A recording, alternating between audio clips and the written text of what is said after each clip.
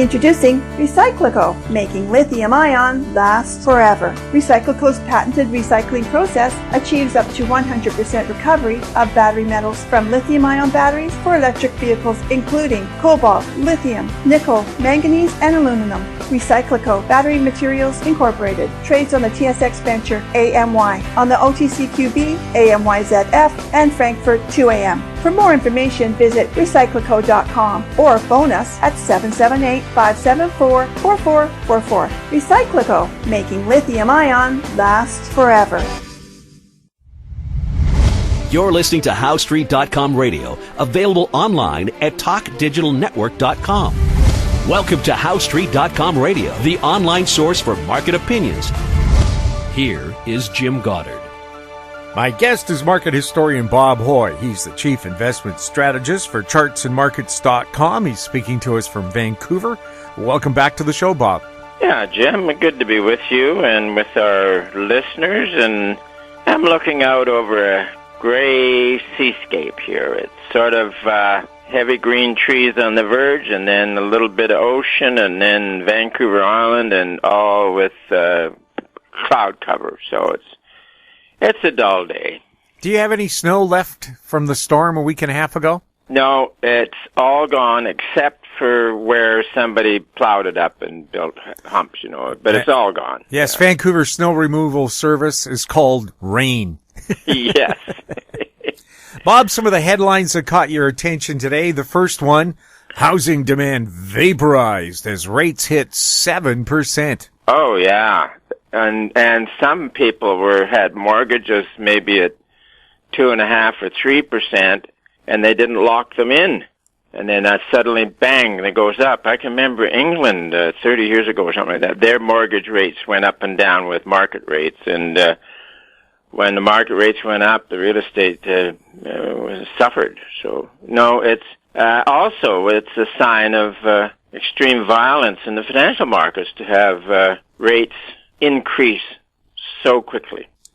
Do you think the central banks are right to raise rates so high, so fast to fight inflation? Because I've heard it takes anywhere from 1 to 2 years for an interest rate hike to really be felt in the economy.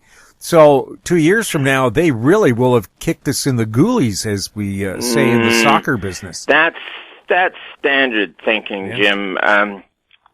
In a boom, short interest rates such as T-bills go up, and the central bank, either Bank of Canada or Federal Reserve, have no choice other than to go up themselves. And then at some point, the boom peaks, and the interest rates go down, and then the Fed follows them down. So the Fed really doesn't set interest rates. It's financial markets set the interest rates. Yes, I think Hilliard Macbeth told us that long-term set mortgage rates were actually coming down because they're reacting to the bond market, not the central banks. Yeah, oh yeah, we've had a really terrific bond rally. The T-bond future up about 10 points, and but actually the action it became so hot it gave our we got upside exhaustions in it and sequentials and everything else. So the rally, actually, last week, the bonds were up, about 8 points, and the advice was to sell half the position, and then they eventually up, I think it was fully 10 points, and so yesterday's piece advised people to take the trade and get out of it. It's been a real winner, and actually the bond prices sold off here today, so. But that's what you get from time to time. All of a sudden, a certain sector becomes very popular, and whoosh, away it goes. And then it gets too much, and down it goes again. So, headline, gloomiest in a decade, U.S. manufacturing into contraction. Yeah, that's one of those ISM or whatever they are, manufacturing index things, and it looks as if somebody pulled the pin on that one. And but we're in two extraordinaries out there, Jim. One is that we have been in a classic great financial bubble. The full mania has been on, but it was interrupted by the COVID scare where governments around the world shut down everything. And So you've got wild things going on with, trashing commodities, and then they go straight up and all this sort of stuff. And then now what you had is the authorities around the world shut down everything. So there's less of everything. And then they turned on the money taps. And then there was lots of money chasing things. And the biggest scare about inflation since back in 1980, when that huge inflationary boom blew itself out. So, as an old-timer in the markets here, Jim, I'm fascinated by the action out there. But when you've got the right technical tools and the right sort of cast on the market, there's not been too many surprises, extraordinary moves.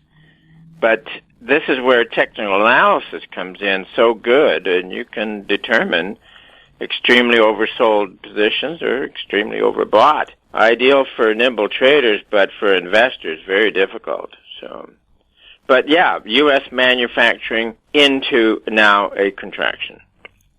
Headline, Blackstone to limit withdrawals from giant real estate fund. Oh, yeah. Blackstone is very big, and they have moved to limit withdrawals by people who have put their funds into Blackstone. And this is just a polite way of saying that there's possibly a little run on deposits at Blackstone. You got to say it what it is. Investors are wanting, or let's call them depositors, like it was a bank.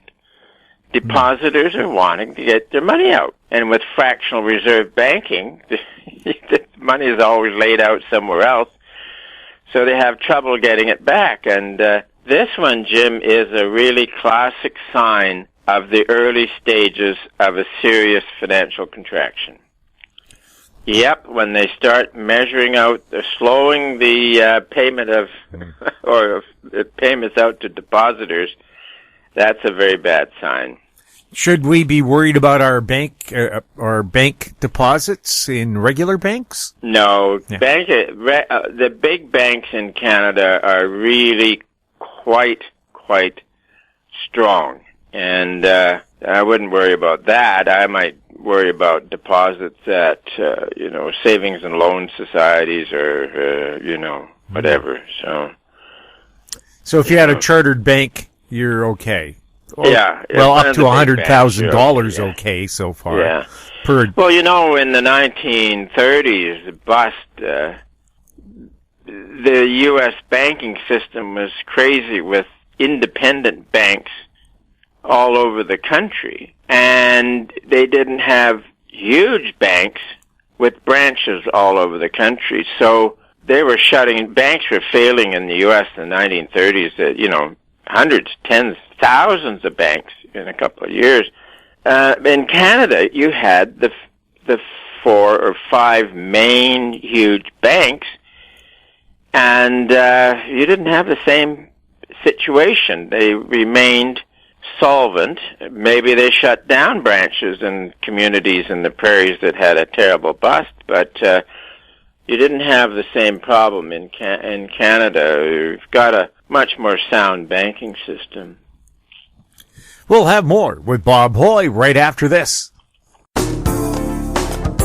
Don't miss out. Stay informed. Receive the HowStreet.com weekly recap with thought-provoking podcasts, radio, and articles delivered to your inbox. Sign up for the HowStreet.com weekly recap on our homepage at HowStreet.com. Welcome back. We're speaking with Bob Hoye. Headline, Apple making plans to move production out of China. Well, we saw the riots there at the world's biggest iPhone plant, 200,000 people locked inside. Yeah. And they're also claiming they haven't been paid. So you have labor unrest, COVID unrest. China doesn't look like the best place to do business anymore. No, I think the uprisings, protests could be formidable over time.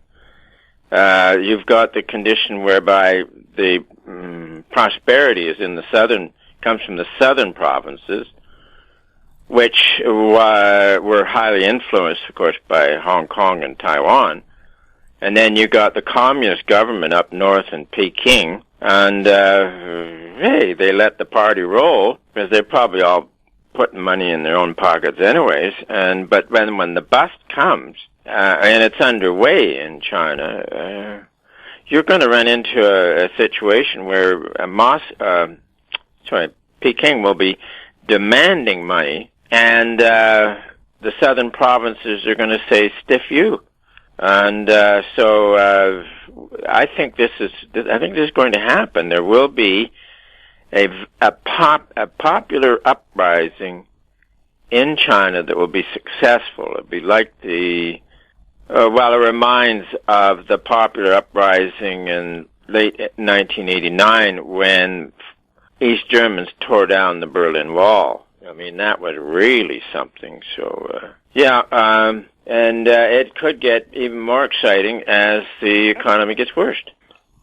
And of course, those protesters, according to the video I've seen, they were chanting bad things about the leader, Xi. Yes.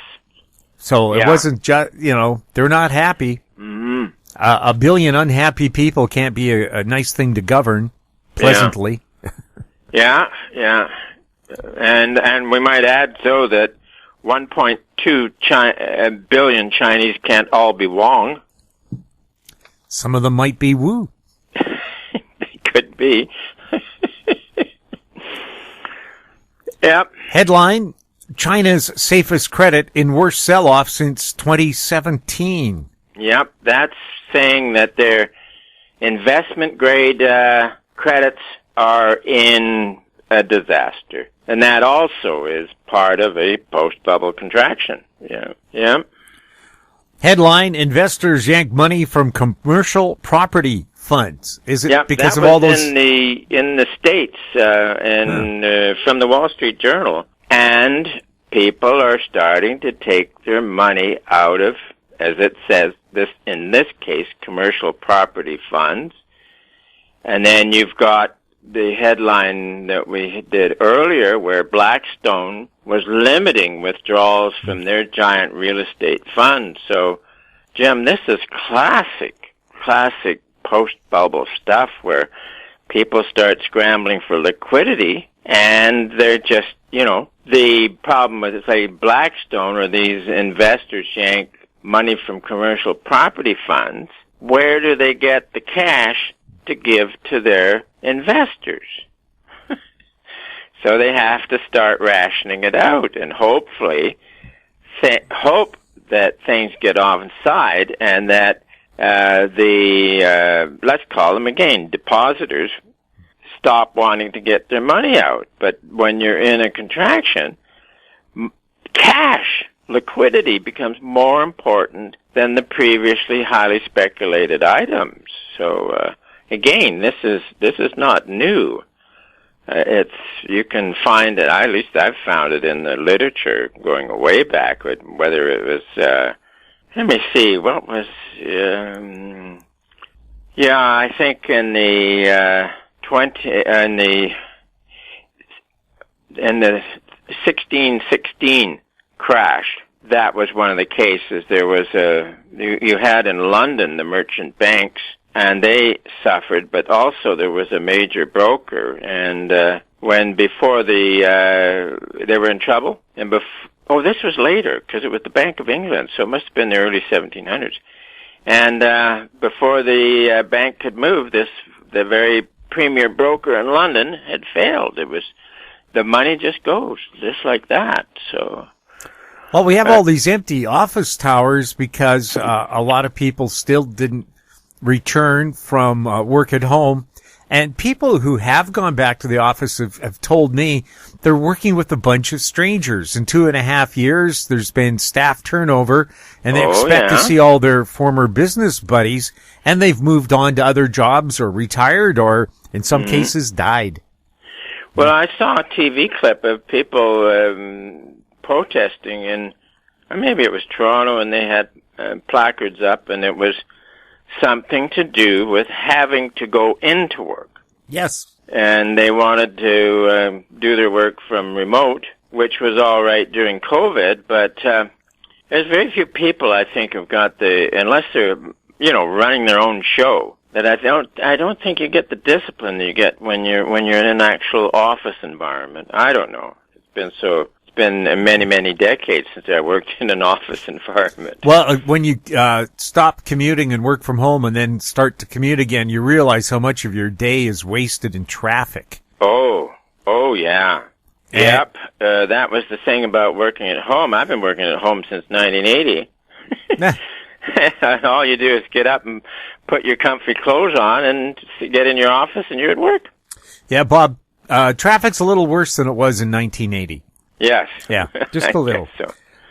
Bob, any thoughts about what you're seeing in the markets right now and the meltdown that we saw in crypto? We could get a little sunshine on the typical Santa Claus rally, but the internals of the stock market, advanced decline line, is not healthy, and it hasn't been. It peaked in November a year ago, and the critical breakdown was in the first week in January a year ago. And then that was it for one of the things that said, hey, the stock market's all over. You have had the big buzz about inflation is back, 1970s inflation, but no, there has been a serious jump in consumer prices and wholesale prices, but this was due to the extraordinary thing of shutting down production and cranking up the money supply. But it's not going to be endemic like the 1970s inflation. The highly touted commodities all peaked last May and are down substantially, and crude oil, it's been very weak since the middle of June. But